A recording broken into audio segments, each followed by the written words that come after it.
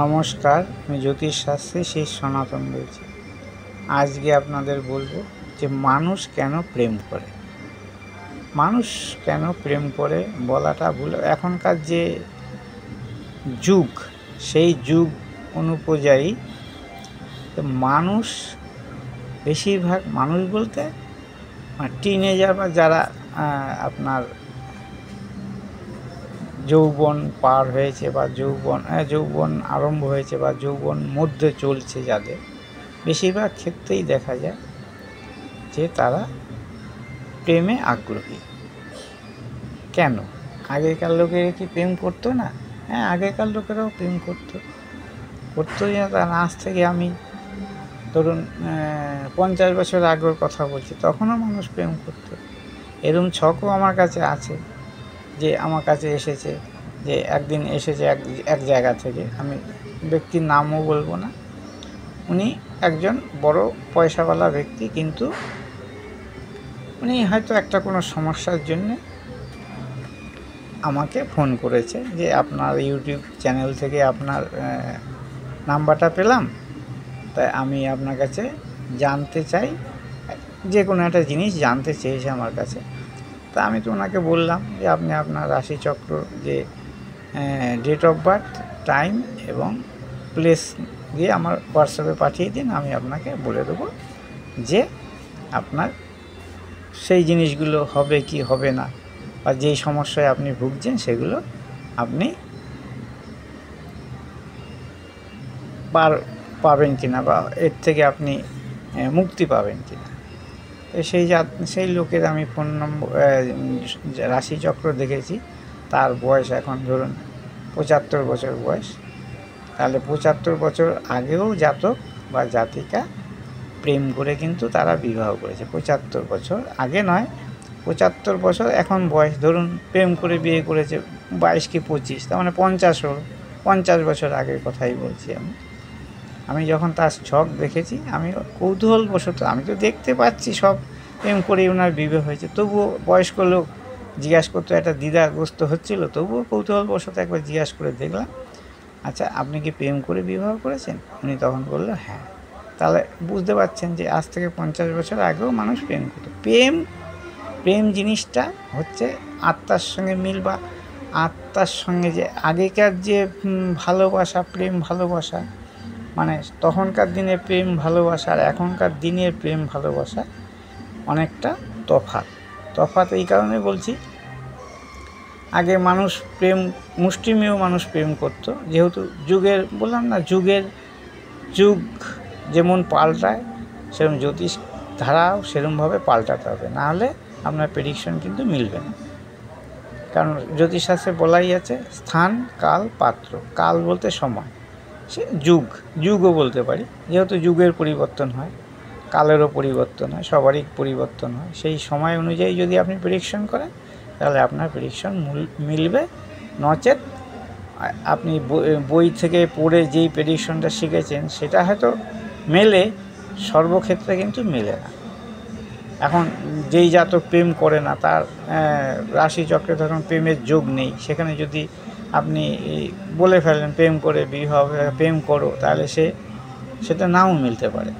তা প্রেম করে বেশিরভাগ জাতক যে বিবাহ করে, বেশিরভাগ জাতক সুখী কম হয়, অসুখী বেশি হয়। কারণ প্রেম তো আর আপনাকে মানে ভালো মন্দ দেখে বিচার হয় না। প্রেম কীরকম বিচার হয়? আমাকে একে ভালো লেগেছে, বা এর সঙ্গে আমার মন কিছুটা মেলে, তখনকার সময় সে যেই জাতি হোক বা যেই ধর্ম হোক, নির্বিশেষে সবাই প্রেম যখন করে তখন এইভাবেই প্রেম করে। সে কোনো জাত, কোনো ধর্ম, কোনো কিছু দেখে না, দেখে শুধু ব্যক্তিকে। চাওয়া পাওয়ার মানে নেশা, যেটাকে বলে, সেই প্রেম কিন্তু বেশি দিন স্থায়ী হয় না। চাওয়া পাওয়ার নেশা যেটা থাকে, যে আমার ওকে ভালো লাগলো বা ওকে আমি পেতে চাই, সেটা সারা জীবন থাকবো কিনা সেটা পরের ব্যাপার, সেটা গ্রহচক্র বা রাশিচক্র দেখলে বোঝা যায়। তা প্রেমের ব্যাপারে মানুষ অনেক, এখন কেউ দেখবেন প্রেম করছে চুপে চুপে, আবার প্রেম যখন শেষ বাড়ি থেকে যখন পাত্র পাত্রী দেখা হলো তখন তাদের সঙ্গে বিবাহ করল। তারা সরে পড়ল দুইজনে, অথচ প্রেম করল, প্রেম সাকসেস হলো না। বা তাদের মনোভাবই এরকম ছিল, প্রেম করব যতদিন আছি, তারপর যখন মা বাবা পাত্রপাত্রী দেখবে তখন আমি বিবাহ করে নেব। তাদের মনোভাব এরকম। যার সময় কাটানো বা জীবনের যে একটা আনন্দ ভোগ করা, মানে দেখা দেখি অনেক সময় হয়, আবার অনেক সময় গ্রহযোগে দেখা দেখি বলতে ওই বান্ধবী প্রেম করছে বা ওই বন্ধু প্রেম করছে, আমিও করব।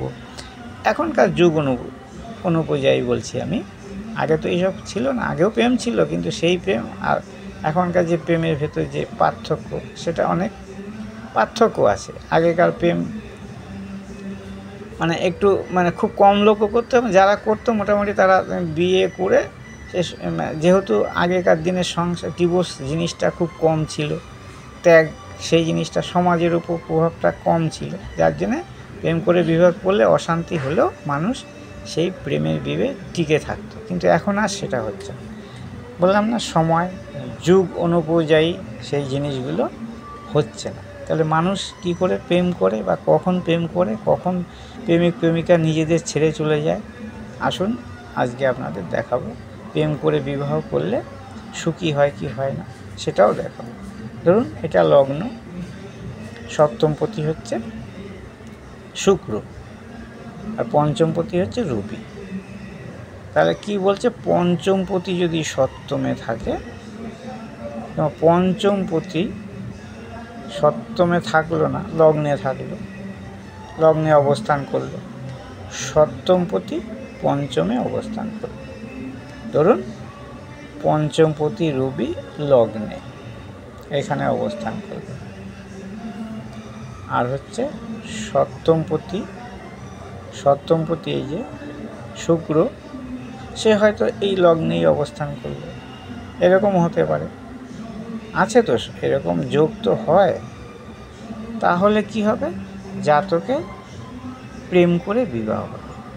এটা আপনি লিখে নিতে পারেন, যেহেতু লগ্ন কানেকশন হয়ে আছে, সপ্তমপতি আর পঞ্চমপতি কানেকশন হয়ে আছে, এটা থাকলে আপনার জাতকে প্রেম করে বিবাহ হয়। আবার কি হয় যে পঞ্চমপতি যদি শুক্রের সঙ্গে সম্পর্ক হয়, তো শুক্রের সঙ্গেই পঞ্চমপতির সম্পর্ক হয়েছে, তাহলে জাতক প্রেম করবে। যেহেতু শুক্র সপ্তমপতি, এটা শুক্র যদি সপ্তমপতি না হয়ে আপনার দ্বিতীয়পতি কি তৃতীয়পতি হতো, তবুও জাতক প্রেম করত, সেটা বিবাহ হতো না, কারণ সপ্তম যদি কানেকশন না হয় বিবাহ হবে না। তাহলে শুক্রের সঙ্গে পঞ্চমপতির যদি কোনো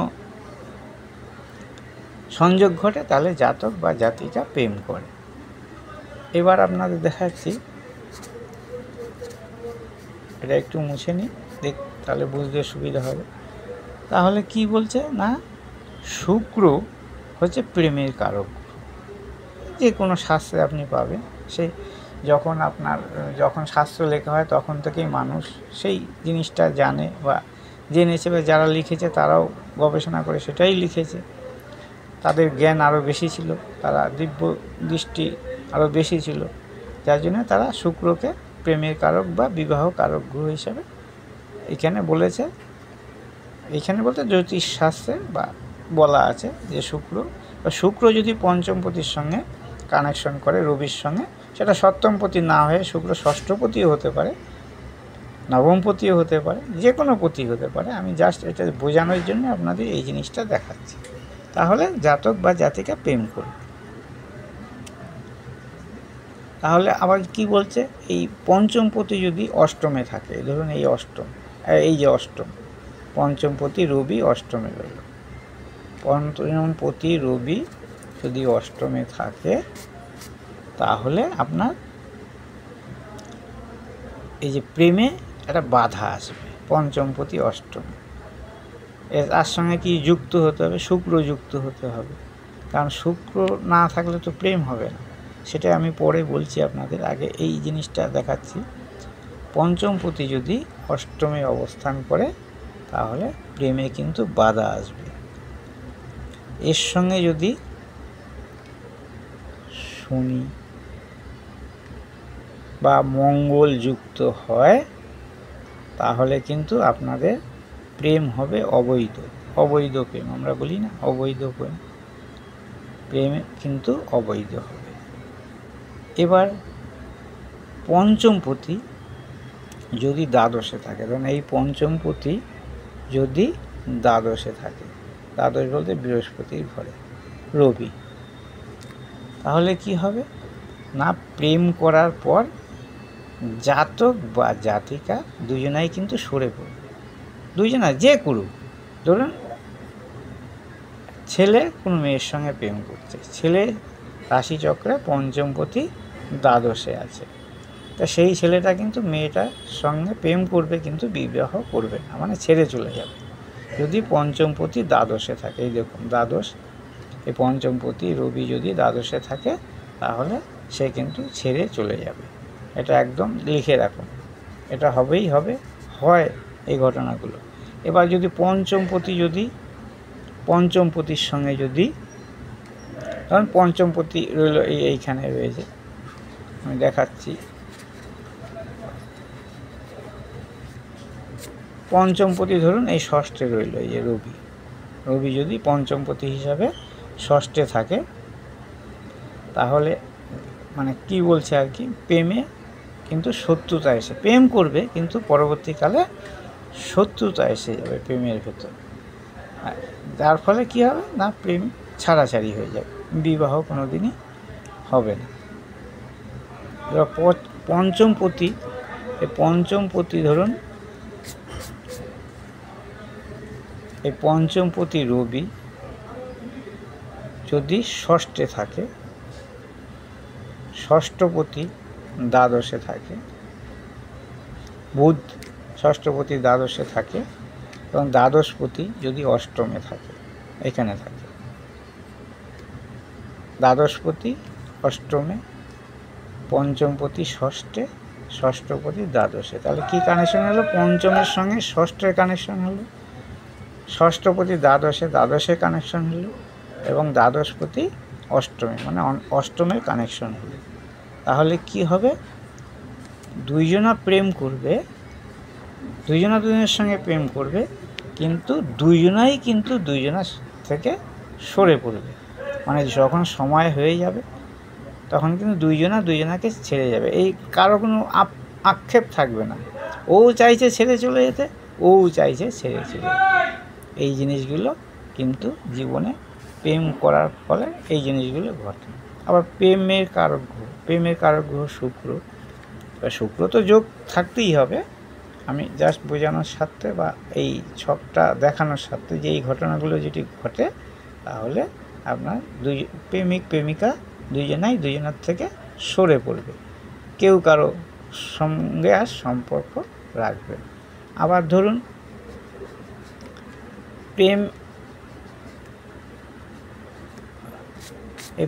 প্রেমের কারক গ্রহ রবি, প্রেমের কারক গ্রহ শুক্র ধরুন সপ্তমে রইল, লগ্ন এটা, আর পঞ্চমপতি এখানে যোগ এখানে রইল, তাহলে সপ্তম আর পঞ্চমের কানেকশন হয়েছে। তাহলে কি হলো না, আপনার বিবাহ কিন্তু প্রেম করেই হবে। এখানে ধরুন নবমপতি যদি এখানে থাকে, তখন বৃহস্পতি থাকতেই পারে, আমি দেখাচ্ছি, সব থাকবে না যে তা নয়, থাকতেও পারে। এবং নবমপতি বৃহস্পতি যদি এই লগ্নে থাকে, তাহলে এই শুক্র রবির উপর দৃষ্টি দিচ্ছে, সপ্তম দৃষ্টি, যার ফলে কি হবে না, আপনার বিবাহ প্রেম করে হলে আপনার দেখে শুনে বিবাহ, মানে সম্বন্ধ করে, মানে প্রেম করে মা বাবা অনুমতি নিয়েই কিন্তু আপনার বৃহস্পতি যেহেতু দৃষ্টি আছে নবমপতি ভাগ্যপতি হিসাবে, সেহেতু মা বাবার সম্মতি নিয়েই আপনাদের বিবাহ হবে, যদি এরম যোগ থাকে, প্রেমের যোগ। এবার বৃহস্পতি লগ্নে না থেকে, ধরুন বৃহস্পতি এখানে রইল, এই যে এখানেও যদি থাকে, তাহলে 1 2 3 4 5, এই যে পঞ্চম দৃষ্টি কিন্তু বৃহস্পতির উপর পড়বে। তাহলে বৃহস্পতি যদি লগ্নে ওইখানেও থাকে তৃতীয়, তাহলে কি হবে, তৃতীয় থাকলে কি হচ্ছে না, পঞ্চমে দৃষ্টি দিচ্ছে, তার ফলে আপনার বিবাহ কিন্তু দেখে শুনে করে প্রেম করে দেখে শুনে হবে, মানে সামাজিক উপায়। আগে প্রেম হবে, তারপরে সামাজিক উপায় বিবাহ হবে। আবার প্রেমের যে কারক গ্রহ শুক্র তো আপনার দরকারই সব সময়। শুক্র ছাড়া কোনো কিছু হবে না, শুক্র লাগবেই। মানে শুক্র হচ্ছে প্রেমের কারক গ্রহ। ধরুন এই পঞ্চমপতি রবি, পঞ্চমপতি যে কেউ হতে পারে, আমি জাস্ট লগ্ন হিসাবে দেখাচ্ছি। পঞ্চমপতি রবি, সিংহের রবি যদি আপনার কেতুযুক্ত হয়, ধরুন এখানে কেতুযুক্ত হলো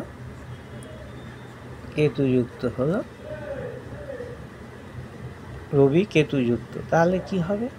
রবি যদি, এবং যোগ তো থাকতেই হবে, পঞ্চমপতি প্রেমের কারক গ্রহ ধরুন এখানে রইল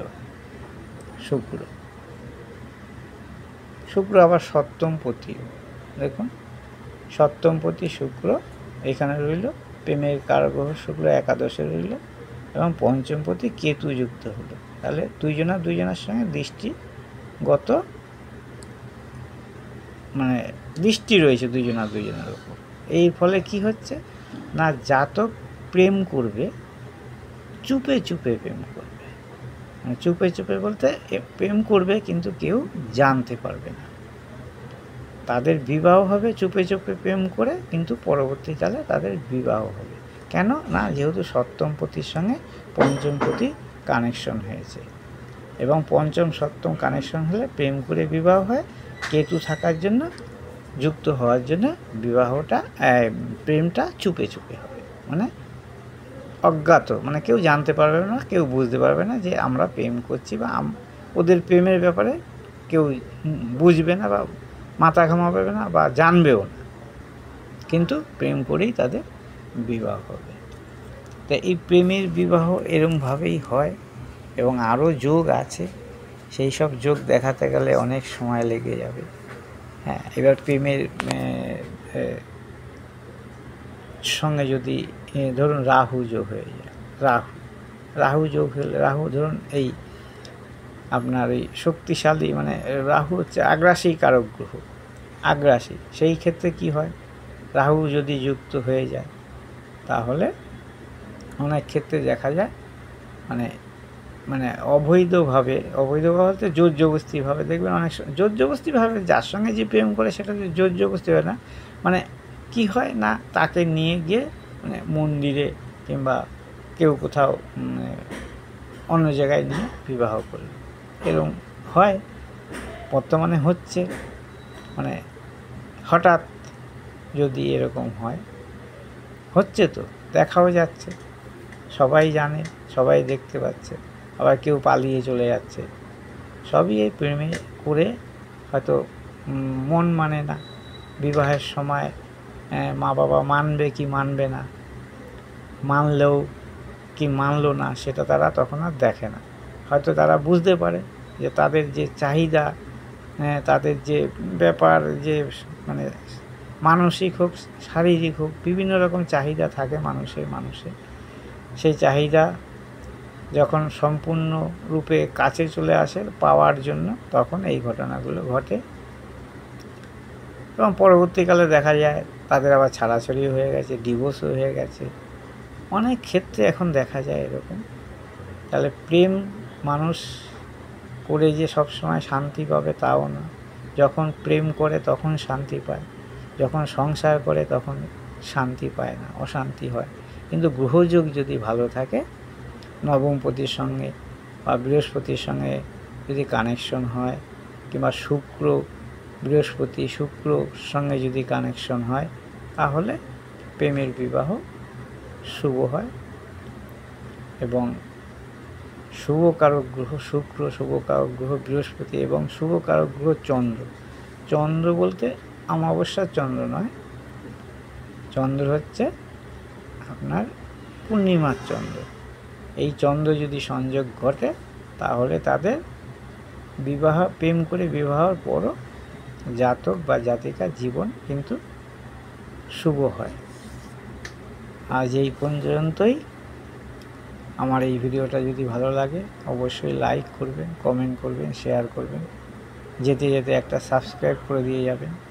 আমার সঙ্গে যোগাযোগ করতে হলে 9333828747 এই নম্বরে যোগাযোগ করতে পারেন। যে কোনো সমস্যার জন্য আমি আপনাদের সহযোগিতা করব, বা আপনারা, যেহেতু আমার প্রফেশন এটা, হয়তো আমাকে কিছু পারিশ্রমিক দিতে হবে, তবে খুব অল্প পয়সায় আমি কিন্তু এই সমাধানগুলো করে থাকি। দামি রেমেডি দিই না, বা দামি রেমেডি দিলেই যে দামি কাজ হবে তা কিন্তু নয়। ছোট্ট জিনিস বা ছোট্ট একটু জিনিসেও অনেক কাজ হয়ে যায়। সেটা মানুষ জানে, কিন্তু জেনে অনেক সময় জানে না বা বোঝে না। যদি যে কোনো সমস্যায়, বিবাহিক, দাম্পত্য জীবন, সাংসারিক, উচ্চশিক্ষা, শিক্ষা, বাচ্চারা কেন লেখাপড়া করে না, বৈদেশিক যাত্রা, ব্যবসা, কর্ম, যে কোনো সমস্যার জন্য আমার এই নম্বরে যোগাযোগ করতে পারেন। আশা করি আপনারা আমার কাছ সঙ্গে যোগাযোগ করলে যেই জিনিসগুলো আমি আপনাদের বোঝাবো বা বলবো বা রাশিচক্র দেখে, আশা করি আপনারা আশাহত হবেন। নমস্কার, আজকে এই পর্যন্তই।